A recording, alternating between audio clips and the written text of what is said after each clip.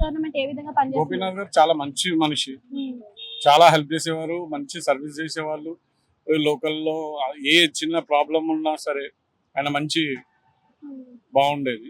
ఇప్పుడు ఈ గవర్నమెంట్ వచ్చిన తర్వాత హైడ్రా అని ఈ మనుషుల్ని భయభ్రాంతులు చేస్తున్నారు. పర్టికులర్ గా లేబర్ మీదనే ఎక్కువ, పెద్ద పెద్ద వాళ్ళ మీద అయితే ఏమీ చేయట్లేదు.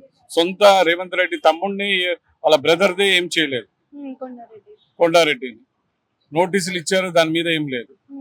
వేరే చిన్న చిన్న గుడిసెల మీద కుక్కట్పల్లిలో, మియాపూర్ లో రీసెంట్ గా కూడా దానివల్ల హైదరాబాద్ లో మొత్తం మార్కెట్ పైపెచ్చు భయభ్రాంతులు అయిపోతున్నారు. ఏ చిన్న బిజినెస్ చేసే వాళ్ళు కాంగ్రెస్ గవర్నమెంట్ వల్లనే ఇదంటే ఆ కాంగ్రెస్ గవర్నమెంట్ వల్లనే లాస్ట్ 10 years నుంచి ఏమీ లేదు. అంటే ఇప్పుడు చూసుకున్నట్టయితే లాస్ట్ టైం లోనే ఈ హైడ్రా అనేది ఉంది, కానీ ఇప్పుడు అమల్లోకి వచ్చింది. అందుకనే మేము అమల్లో వచ్చేయచ్చు, కరెక్టే. ఫస్ట్ సొంత వాళ్ళ తమ్ముడిది వదిలేసి వాళ్ళ బ్రదర్ వదిలేసి సామాన్యుల మీద రావటం ఎంతవరకు కరెక్ట్? అలా అనుకుంటే బీఆర్ఎస్ పార్టీలో ఉన్నది మెయిన్ గా మల్లారెడ్డి కూడా తీసేయాలి. అవును, తీసేయాలి, కాదనట్లేదు. ముందు సొంత వాళ్ళకి చేసి చూపెడితే అప్పుడు వేరే వాళ్ళ దగ్గరికి వెళ్ళాలి.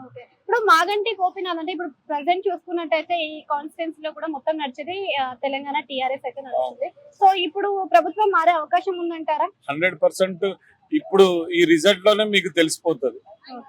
అండ్ ఇదే కాకుండా లోకల్ బాడీ ఎలక్షన్స్ కూడా వస్తుంది కదా, మార్పు వస్తుందా టీఆర్ఎస్? 100% టీఆర్ఎస్ వస్తుందని నేను అనట్లేదు, బీజేపీ కూడా రావచ్చు, కానీ బట్ కాంగ్రెస్ అయితే రాదు.